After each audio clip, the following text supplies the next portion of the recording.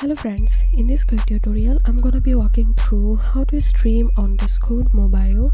But before getting started this video, make sure to subscribe. How to unmute it.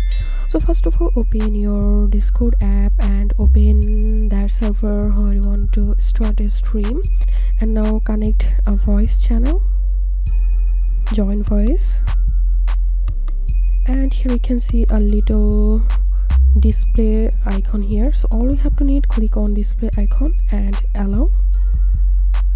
Here we can see I have successfully started to streaming my mobile, and now I can easily share my YouTube, Netflix or any other app. And here we can see the streaming are running into my background. So if you want to stop the streaming, click on stop streaming, and if you want to disconnect, click on disconnect.